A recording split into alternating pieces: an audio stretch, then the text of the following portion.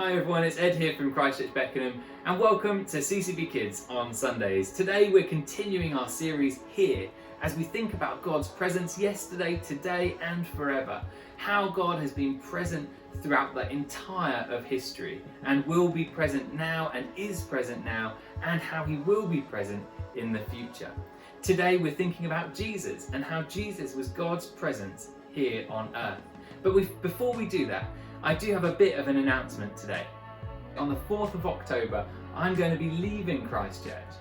And it's been such a pleasure working with you, getting to know you and being a small part in your journey of faith.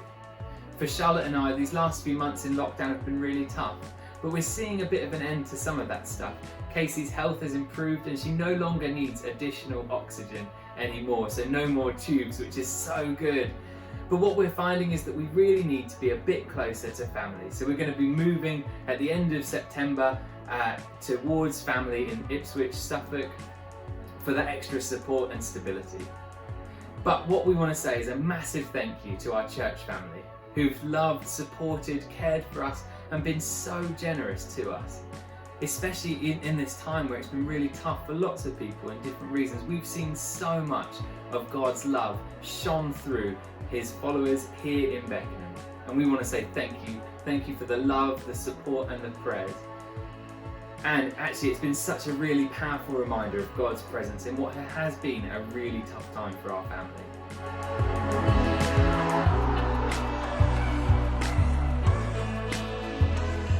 We're going to play a game now where I zoom out from different images. See if you can work out what the image is and see if you can get it before it's zoomed fully out.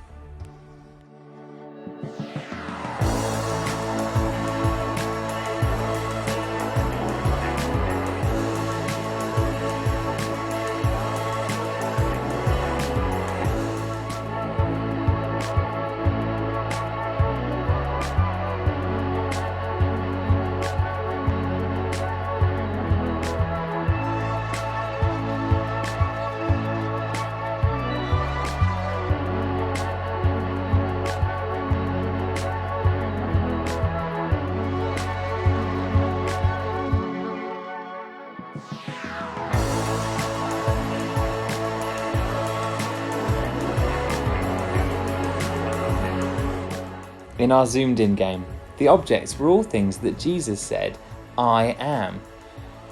It seems a bit funny, doesn't it?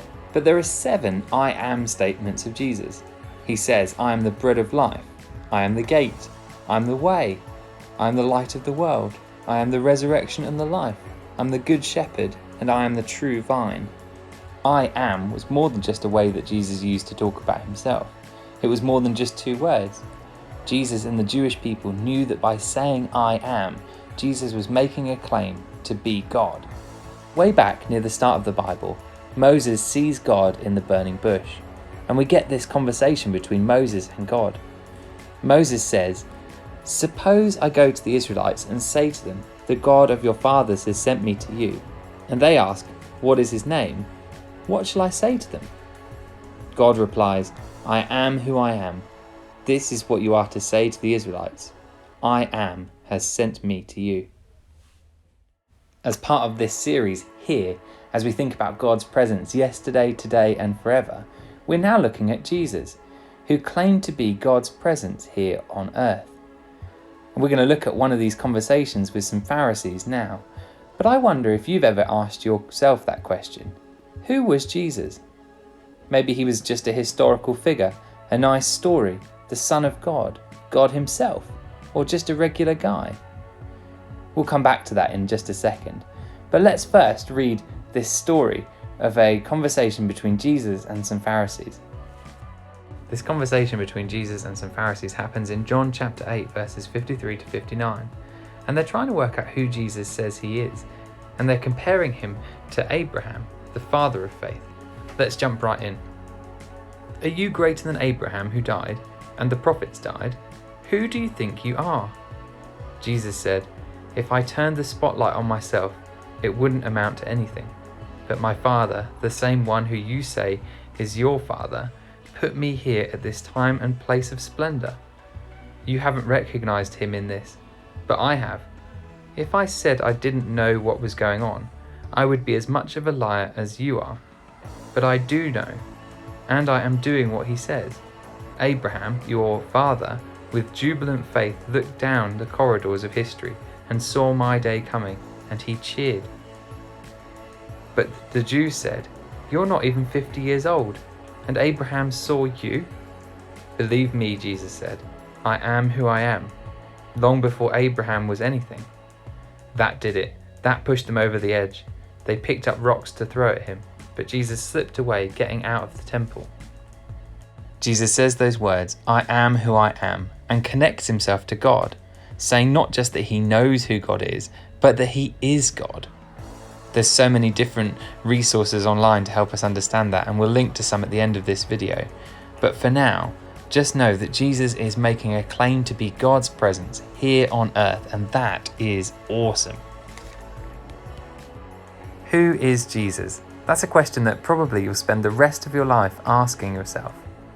The author C.S. Lewis, who wrote the Chronicles of Narnia, said that there are 3 ways that people can understand and respond to who Jesus is.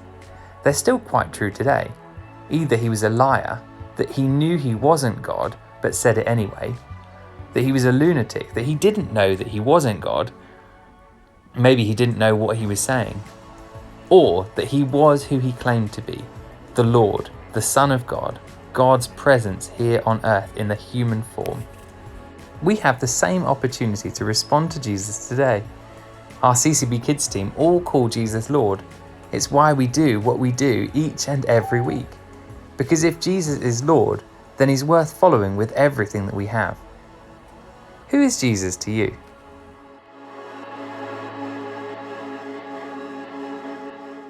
Helen from our junior choir and CCB Kids team is going to lead us in worship.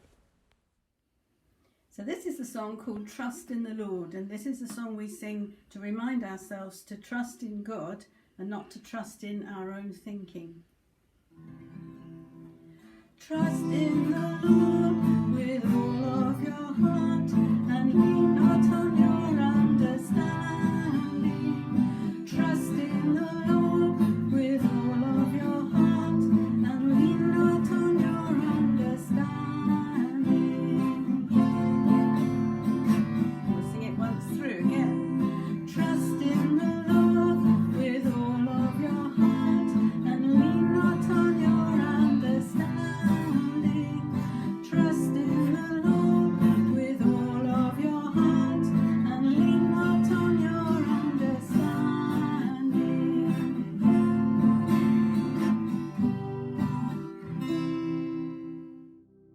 Let's pray. Dear God, we thank you for sending your son Jesus, that we can know something more about you through reading about his life. Help us to get to know you, the God of the universe, through your presence here on earth.